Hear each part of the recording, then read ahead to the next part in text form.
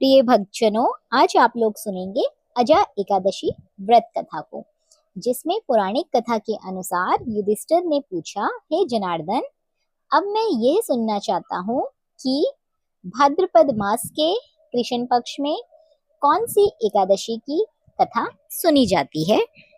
भगवान श्री कृष्ण बोले, राजन, एकचित्त होकर सुनो।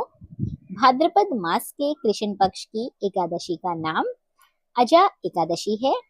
ये सब पापों को नाश करने वाली एकादशी बताई गई है। पूर्व काल में हरिश्चंद्र नाम का एक विख्यात चक्रवर्ती राजा हुआ करता था, जो समस्त भूमंडल के स्वामी और सत्य प्रतिज्ञ थे।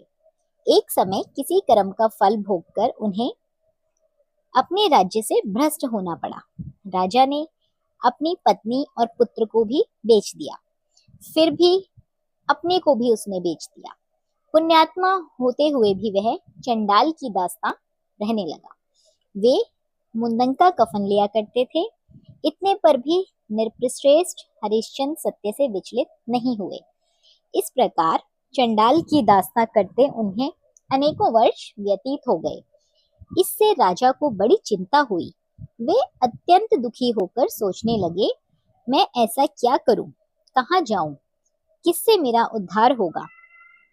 इस प्रकार चिंता करते करते वे शोक में समुद्र में डूब पड़े। शोक के समुद्र में डूबे हुए राजा को आतुर जानकर कोई मुनि आए। उनके पास आकर, वे महर्षि गौतम थे।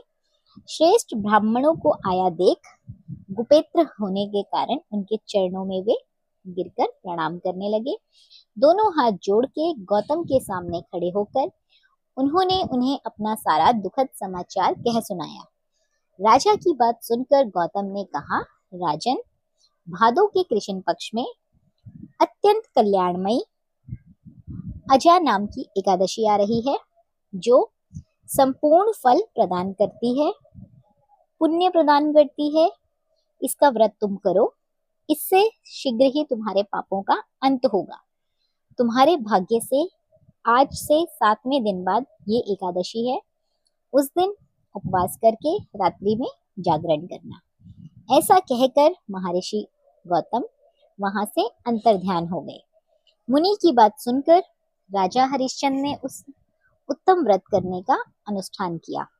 उस व्रत के प्रभाव से राजा सारे दुखों से पार हो गए। उन्हें पत्नी का स्त्रीधान और पुत्र का जीवन मिला। आकाश में धुंधियां बज उठी, देवलोकों से फूलों की वर्षा होने लगी। एकादशी के प्रभाव से राजा ने अकंटक राज्य प्राप्त किया और अंत में वे पुरजन तथा परिजनों के साथ स्वर्गलोक को प्राप्त हो गए। इस प्रकार जो भी इस व्रत को करते हैं, वे सब पापों से मुक्त होकर स्वर्गलोक में जाते हैं। साथ ही साथ इस व्रत कथा को सुनने से अश्वमेघ यज्ञ के समान फलों की प्राप्ति भी जरूर होती है। तो दोस्तों, एक बार अजा एकादशी के दिन यदि आप लोग ये कथा सुन रहे हैं तो कमेंट बॉक्स में जय श्री हरि विष्णु, ओम नमो भगवते जरूर लिखें।